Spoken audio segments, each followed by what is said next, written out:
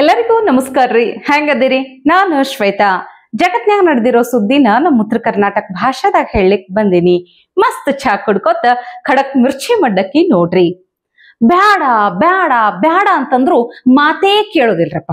ಬರ್ರಿ ಬರ್ರಿ ಬರ್ರಿ ಅಂತ ಹೇಳಿ ಕರ್ಸಿ ಹೊಡ್ಸ್ಕೊಳ್ತಾರಲ್ಲ, ಏನ್ ಮಾಡ್ಬೇಕು ಹೇಳ್ರಿ? ಯಾರ ಬಗ್ಗೆ ಅಂತ ಕೇಳಿದ್ರೆ ಮತ್ತಿನ್ಯಾರ್ರಿ? ಪ್ರಿಯಾಂಕ ಖರ್ಗೆ ಅವರು. ಅದ್ರಾಗೂ ಈ ಸಲ ಕಾಂಗ್ರೆಸ್ ಸರ್ಕಾರ ಬಂದ ಮೇಲಿದ್ದಂತೂ ಸಿಕ್ಕಾಪಟ್ಟೆ ಜಾಸ್ತಿ ಆಗದಂತೀನಿ ಇವ್ರದ್ದು. ಅಲ್ಲ, ಎಲ್ಲೋ ಗ್ಯಾಪ್ನ್ಯಾಗ ಹಂಗ ಅಪ್ಪನ ಹೆಸರು ಹೇಳ್ಕೊಂಡು CM ಆಗ್ಬಿಡ್ಬಹುದು ಅಂತ ಏನ್ ಕನಸು ಕಾಣ್ಲಿಕ್ಕತ್ತಾರ ಹೆಂಗಂತ. ಈಗಂತೂ ಸದ್ಯಕ್ಕ ಪ್ರತಾಪ್ ಸಿಂಹ ಮತ್ತ ಅವರೇ ಹೇಳದಂಗ ಪೈಲ್ಸ್ ಖರ್ಗೆ ಜಗಳ ಜೋರಾಗಿ ನಡಿಲಿಕ್ಕತ್ತ ನೋಡ್ರಪ್ಪ. ಇದ್ರ ನಡುವ ಪ್ರಿಯಾಂಕ ಖರ್ಗೆ ಅವರು ಪ್ರತಾಪ್ ಸಿಂಹ ಅವ್ರಿಗೆ ಒಂದು ಕೌಂಟರ್ ಕೊಡ್ತೀನಿ ಅಂತ ಹೇಳಿ ಸಿಂಹ ಅಂತ ಹೆಸರಿಟ್ಕೊಂಡವ್ರೆಲ್ಲ ಸಿಂಹ ಆಗೋದಿಲ್ಲ ಅಂತ ಹೇಳಿಕೆನು ಕೊಟ್ಬಿಟ್ರು. ಮಜಾ ನೋಡ್ರಿ ಹೆಂಗದ ಅಂದ್ರ, ಪ್ರಿಯಾಂಕ ಖರ್ಗೆ ಅವರು ಹಿಂಗ ಏನರೇ ಅಡ್ಡ ತಿಡ್ಡ ಹೇಳ್ದಾಗ ಅದಕ್ಕೆ ಉತ್ತರ ಕೊಡ್ಲಿಕ್ಕೆ ಸಿಂಹನೇ ಬರ್ಬೇಕಂತಿಲ್ಲ.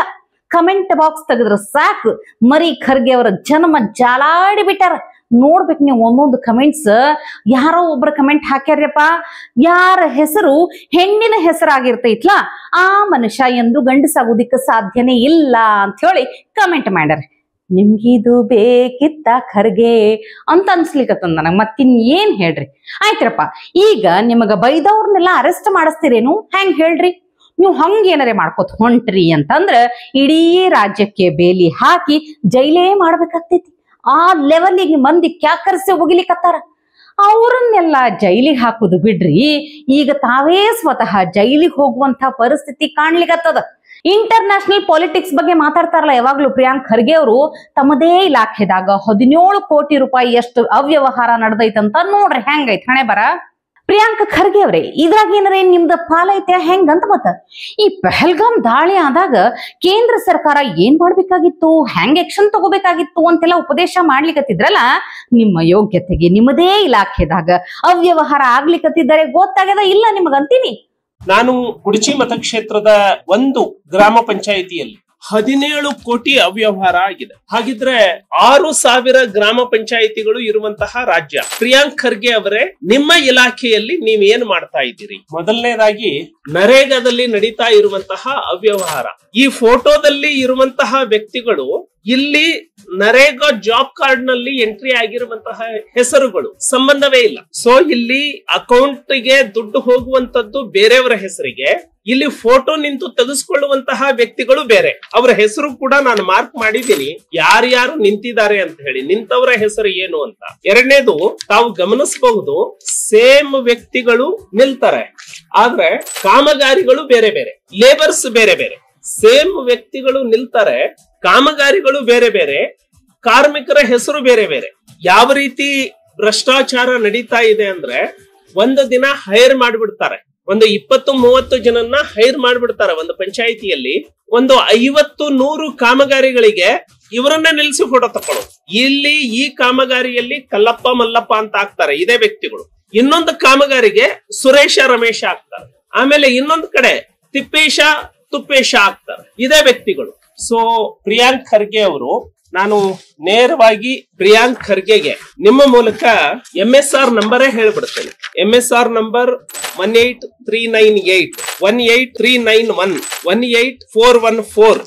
ಈ ತರ ನೂರಾರು ನನ್ನ ಹತ್ರ ಇದಾವೆ. ನೀವು ಇವತ್ತೇ ಇದನ್ನ ಆನ್ಲೈನ್ ಅಲ್ಲಿ ಮಾಡಿರುವಂತದ್ದು, ಇದಕ್ಕೇನು ರಾಕೆಟ್ ಸೈನ್ಸ್ ಅಲ್ಲ. ಪ್ರಿಯಾಂಕ್ ಖರ್ಗೆಗೆ ನಿಮ್ಮ ಇಲಾಖೆಯಲ್ಲಿ ನಡೀತಾ ಇರೋದಲ್ಲ.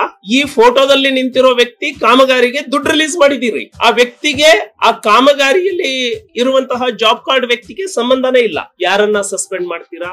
40% ಆರೋಪ ಮಾಡಿದ್ರಲ್ಲ, ಇದು ಎಷ್ಟು % ಆರೋಪ ಅಪ್ಪ ಪ್ರಿಯಾಂಕ್ ಖರ್ಗೆ?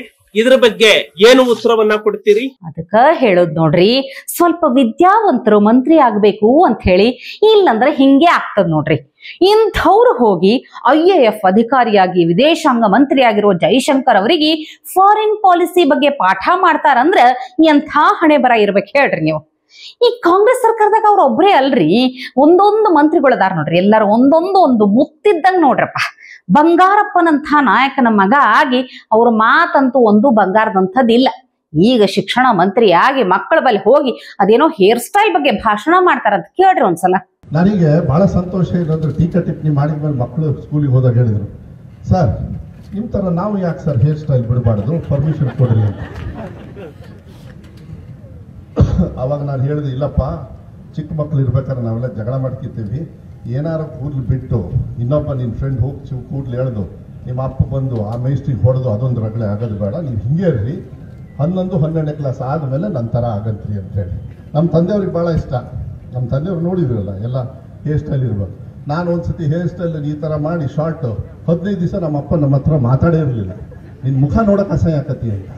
ಈ ನನ್ನ ಮುಖ ಚಂದ ಐತೆ ಇಲ್ಲ, ಒಂದು ಚಪ್ಪಾಳೆ ಹೊಡಿದ್ರು ನೋಡೋಣ. ಈಗ ಬಿಜೆಪಿ ರಾಜ್ಯಾಧ್ಯಕ್ಷ ಗೊತ್ತಾ ಸಿಕ್ತು ತಾನೆ ನಿಮ್ಮ ಯಲಬುರ್ಗಾಯಿಂದ. ನನಗ ಅನಿಸ್ತೈತಿ ಇವ್ರದೆಲ್ಲ ಕ್ವಾಲಿಫಿಕೇಶನ್ ಬಗ್ಗೆ ಒಂದ್ ಸಲ ನೀಟಾಗಿ ಕ್ರಾಸ್ ಚೆಕ್ ಮಾಡ್ಬೇಕಪ್ಪ. ಯಾಕಂದ್ರ ಅವ್ರು ಒಡ ಹುಟ್ಟಿದವ್ರೆ ಹೇಳಿಬಿಟ್ಟಾರ ಇವ್ರು ಎಂದೂ ಕಾಲೇಜ್ಗೆ ಹೋಗಿಲ್ಲ ಅಂತ ಹೇಳಿ. ನೋಡ್ರಿ, ಹೆಸರಿಗಷ್ಟ ಶಿಕ್ಷಣ ಮಂತ್ರಿ, ಆದ್ರ ಮಾತಾಡೋದು ಮಾತ್ರ ಫುಲ್ ಅವಿದ್ಯಾವಂತರಾಗೆ ಮಾತಾಡ್ತಾರಪ್ಪ. ನೀವ್ ಏನಾರ ತಿಳ್ಕೊರಿ ನೀವು. ದೇವಸ್ಥಾನಕ್ಕೆ ದುಡ್ಡು ಕೇಳಕ್ ಬರ್ತಾರೆ, ನಾನು ದೇವಸ್ಥಾನಕ್ಕೆ ಕೊಡಲ್ಲ ಅಂತೀನಿ ನಾನು. ಯಾಕಂದ್ರೆ ದೇವಸ್ಥಾನದ ಗಂಟೆ ಹೊಡೆದ್ರೆ ಏನಾಗ್ತದೆ ಈ ದೇಶ ಗೊತ್ತಿಲ್ಲ. ದೇವಸ್ಥಾನಕ್ಕೆ ದುಡ್ಡು ಕೇಳಕ್ ಬರ್ತಾರೆ, ನಾನು ದೇವಸ್ಥಾನಕ್ಕೆ ಕೊಡಲ್ಲ ಅಂತೀನಿ ನಾನು. ಯಾಕಂದ್ರೆ ದೇವಸ್ಥಾನದ ಗಂಟೆ ಹೊಡೆದ್ರೆ ಏನಾಗ್ತದೆ ಈ ದೇಶ ಗೊತ್ತಿಲ್ಲ. ಹೌದು ಬಿಡ್ರಿ, ಈ ಗುಡಿಗೆ ರೊಕ್ಕ ಕೊಡುದಿಲ್ಲಂತ, ಗುಡಿದ ಗಂಟೆ ಹೊಡೆದ್ರೆ ಏನಾಗ್ತದಂತ ಗೊತ್ತಿಲ್ಲಂತ. ಹಂಗಾದ್ರ ಮಧು ಬಂಗಾರಪ್ಪನವರೇ, ಈ ಮಸೀದಿನ್ಯಾಗ ದಿನಕ್ಕ 5 ಸಲ ಅವದಿರ್ತಾರಲ್ರಿ, ಅದರಿಂದ ಯಾವ ಲಾಭ ಐತ್ರಪ್ಪ? ನೋಡ್ರಪ್ಪ, ನಮಗ ಬ್ಯಾರವ್ರ ಬಗ್ಗೆ ಏನ್ ಹೊಟ್ಟೆ ಉರಿ ಇಲ್ಲ, ಕಿರಿಕಿರಿ ಇಲ್ಲ, ಏನು ತ್ರಾಸ ಇಲ್ಲ. ಆದ್ರ ನಮ್ ತಂಟೆಗ್ ಮುಂದ್ರ ನಾವು ಸುಮ್ನೆ ಇರೋದಿಲ್ಲ ನೋಡ್ರಪ್ಪ.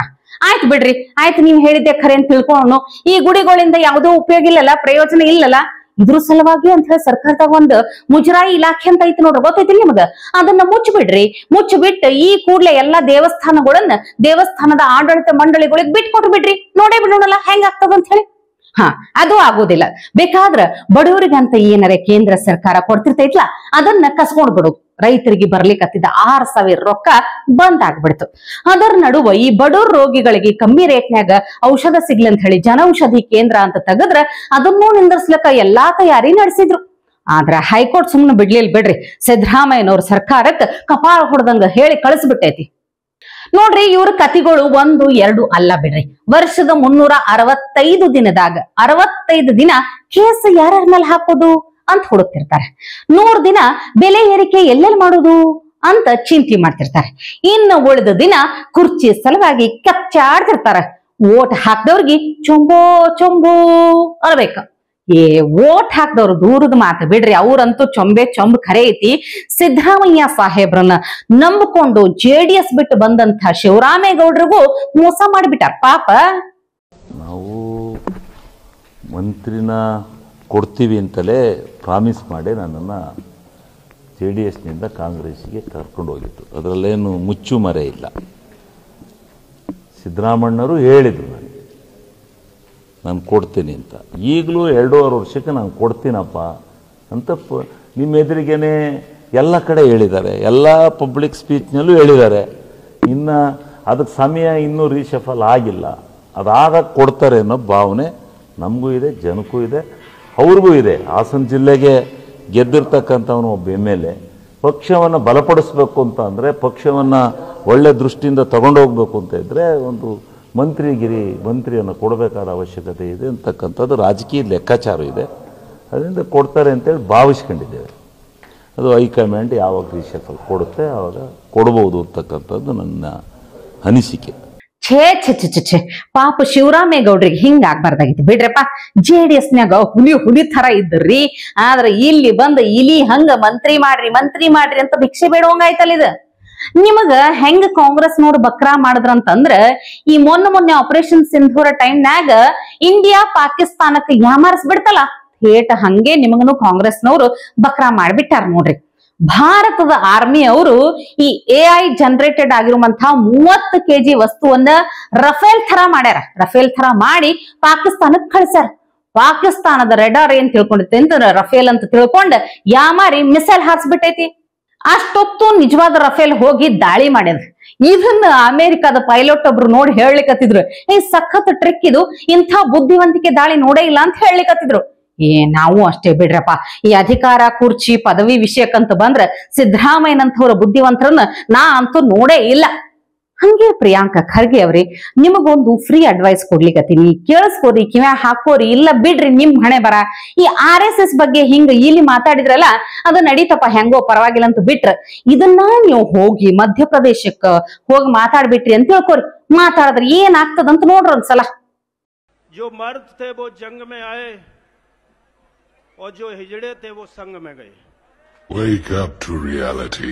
133 BNS के अंतर्गत गिरफ्तार किए जाने की घोषणा करता हूँ। ಸೊ ಹುಷಾರಾಗಿರ್ರಿ.